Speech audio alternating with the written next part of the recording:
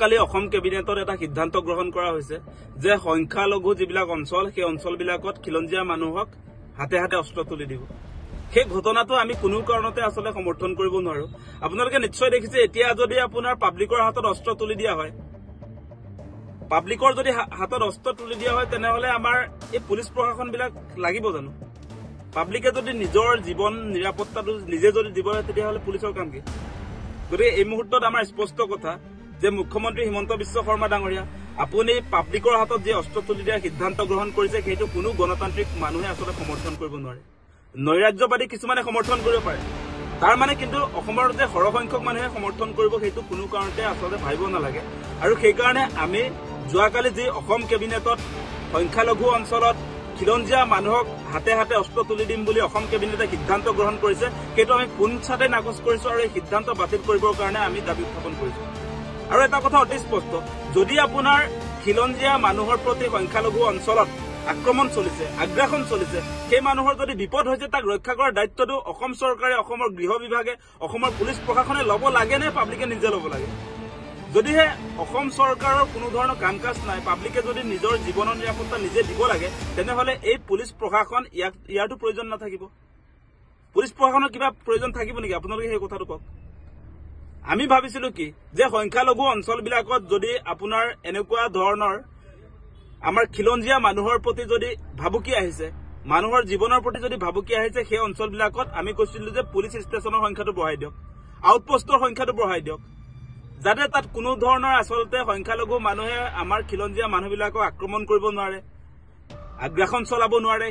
এটা আইন শৃংখলা জনিত কাৰ্য সম্পাদন কৰিবৰ কাৰণে আমি তাতে আপোনাৰ পুলিচ ষ্টেচনৰ কথা কৈছিলো, আমি আউটপোষ্টৰ সংখ্যা বৃদ্ধি কৰিবলৈ কৈছিলো, যাৰ জৰিয়তে আপোনালোকে চাওক যে যদি পুলিচ ষ্টেচনৰ সংখ্যাটো বঢ়াই দিয়া হয় বা আউটপোষ্টৰ সংখ্যাটো যদি বঢ়াই দিয়া হয় তেনেহলে তাত মেন পাৱাৰ ৰিক্ৰুইটমেণ্ট হ'ব, তাত আমাৰ নিবনুৱাসকলক আমি সংস্থাপন দিব পাৰিম, পুলিচৰ চাকৰি দিব পাৰিম। সেই কামবিলাক নকৰি এতিয়া আচলতে মুখ্যমন্ত্ৰী হিমন্ত বিশ্ব শৰ্মাই আজি এই সংখ্যালঘু অঞ্চলবিলাকত আজি খিলঞ্জীয়াক নিৰাপত্তা দিয়া কথা কৈ আচলতে তেওঁ অসমখনক তেওঁ বিহাৰ উত্তৰ প্ৰদেশৰ নিচিনা কৰিবৰ কাৰণে তেওঁ যত্ন কৰিছে। অসম বিহাৰ উত্তৰ প্ৰদেশ নেকি? আমি হিমন্ত বিশ্ব শৰ্মাক প্ৰশ্ন উত্থাপন কৰিছো। আজি যিটো উত্তৰ প্ৰদেশ বা বিহাৰত যিটো জংঘল ৰাজ চলিছে সেই জংঘল ৰাজ অসমলৈ আমদানি কৰিব খুজিছে নেকি হিমন্ত বিশ্ব শৰ্মাই? আজি প্ৰশিক্ষণপ্ৰাপ্ত মানুহ আছে নেকি অস্ত্ৰ চলাবৰ কাৰণে? আপুনি হাতে হাতে যে আপোনাৰ লাইচেন্স গান দিবলৈ যে ওলাইছে, আপোনাৰ অস্ত্ৰ চলাবৰ কাৰণে যে মানুহক যে আপুনি আমাৰ খিলঞ্জীয়া মানুহক যে অস্ত্ৰ চলাবৰ কাৰণে অস্ত্ৰৰ আপোনাৰ লাইচেন্স দিব যে খুজিছে সেইটো অত্যন্ত বিপদজনক কথা। সেই কথা আমি কেতিয়াও নামানো, সেইটো স্পষ্ট কৰি দিছো। কোনো কাৰণতে অসমক বিহাৰ উত্তৰ প্ৰদেশৰ নিচিনা জংঘলৰাজ কৰিবলৈ আমি অনুমতি দিব নোৱাৰো, সেই অনুমতি আমি কেতিয়াও দিব নোৱাৰো। মুখ্যমন্ত্ৰী হিমন্ত বিশ্ব শৰ্মাক দেখিছো তেওঁ এফালে কব যে শান্তিৰ অসম, তেওঁ মুখ্যমন্ত্ৰী হিচাপে দায়িত্ব লোৱাৰ পাছত কোনো ধৰণৰ হত্যা হিংসা অসমত নাইকিয়া হৈ গল, এনেকুৱা ধৰণৰ ভাষণ দি থকা মানুহটোৱে এতিয়া আপোনাৰ সংখ্যালঘু অঞ্চলবিলাকত আমাৰ খিলঞ্জীয়া মানুহৰ হাতে হাতে অস্ত্ৰ তুলি দিব, অস্ত্ৰৰ জনজননী চলাব আজি অসমত। সেই সিদ্ধান্ত কোনো আচলতে গণতান্ত্ৰিক মানুহে, কোনো শিক্ষিত সমাজে এই সিদ্ধান্ত মানি ল'ব নোৱাৰে। এনেকৈ আমাৰ থলুৱা খিলঞ্জীয়া মানুহক আচলতে হত্যা হিংসাৰ প্ৰতি এনেকুৱা ধৰণৰ কাম কাজৰ জৰিয়তে তেওঁলোকে আজি অসম চৰকাৰে যিবিলাক সিদ্ধান্ত গ্ৰহণ কৰিছে ইয়াৰ জৰিয়তে আচলতে উগ্ৰ জাতীয়তাবাদী কিছুমান মানুহে য'তে ত'তে হক নহক মানুহক অত্যাচাৰ চলাব, তাৰহে এটা উমান পোৱা যায়।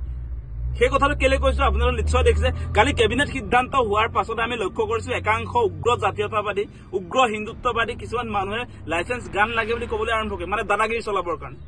দাদাগিৰি চলাব এতিয়া একাংশ সংগঠনে, একাংশ বিজেপিৰ যিবিলাক আচলতে ভাতৃ সংগঠন আছে, যিবিলাক বিজেপিৰ আচলতে ভাতৃ সংগঠন আছে তেওঁলোকে এতিয়া লাইচেন্স এপ্লাই কৰিব গানৰ কাৰণে, আৰ্মছৰ কাৰণে। গতিকে এই কাৰ্যসূচীৰ জৰিয়তে যে অসমত এটা অৰাজক পৰিস্থিতি যে সৃষ্টি হ'ব, অসম যে আপোনাৰ এনেকুৱা ধৰণৰ যিবিলাক কাম কাজ, এই কাম কাজৰ জৰিয়তে যে সাধাৰণ মানুহৰ প্ৰতি সাধাৰণ মানুহক যেতিয়া অস্ত্ৰ তুলি দিব তাৰ পাছত ইয়াত যে এটা যে ভাল বাতাবৰণ থাকিব সেইটো কোনো কাৰণতে আমি অনুমান কৰিব নোৱাৰো। আৰু কোনো জনা বুজা মানুহে এনেকুৱা কাৰ্যসূচী মানে পাব্লিকৰ হাতত আপোনাৰ আৰ্মছ তুলি দিয়া কাৰ্যসূচী কোনো জনা শুনা মানুহে সমৰ্থন নকৰে। গতিকে ইয়াক অতি শীঘ্ৰে বাতিল কৰক, সেই দাবী আমি উত্থাপন কৰিছো।